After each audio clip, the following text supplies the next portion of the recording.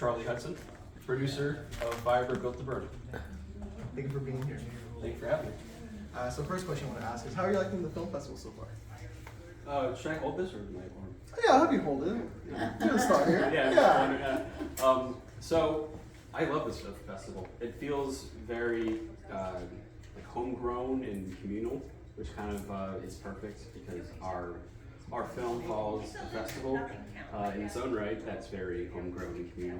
So immediately I felt this was a perfect fit for our film, and then just the work, the films are just incredible. So it's really good selection, really great staff, and just everyone cares, and I'm happy to be here.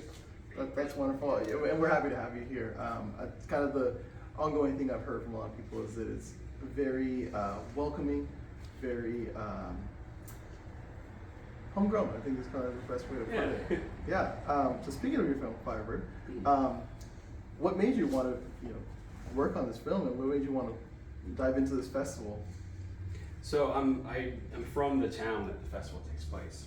So I was born and raised in Phoenixville and went to the Firebird Festival many times growing up.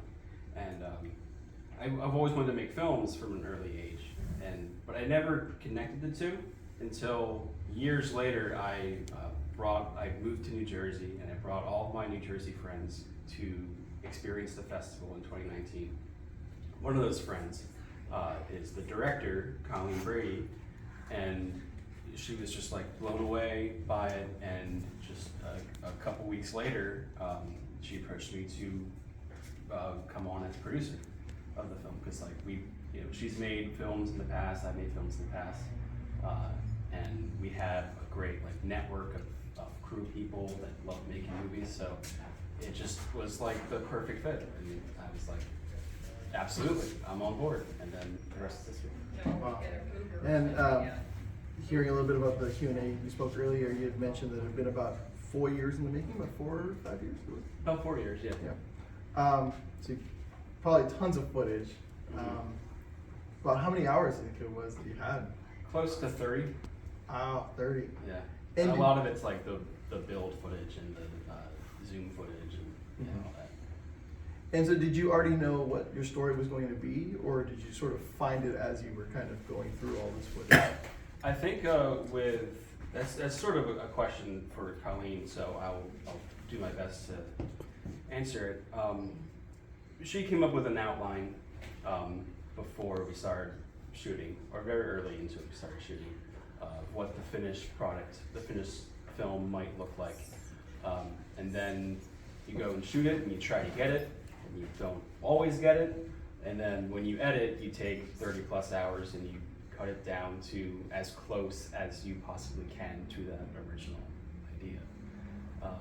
So yeah. I feel like, did I answer that question? I think you got it, yeah. No, I think you got it, yeah. Sorry, I wish we had Colleen here to get more of that, but I think you answered that really well. Cool. Was there anything you might have missed, or not necessarily missed, because it sounds like you guys got a lot.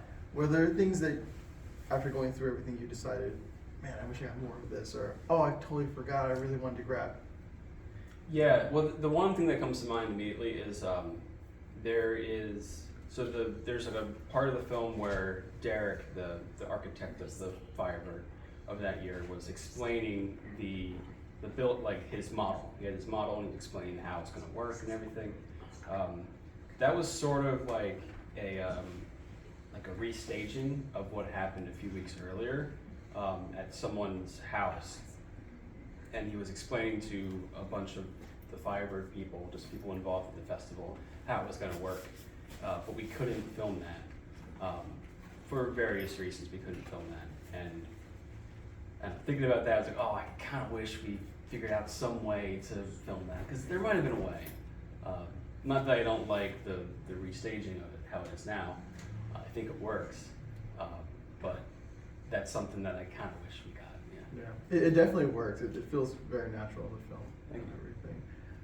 So do you plan on going back to the festival and just enjoying it? Oh, absolutely, and we have too. Yeah. Like that's why we have a little thing at the very end of the film about the 2022 festival.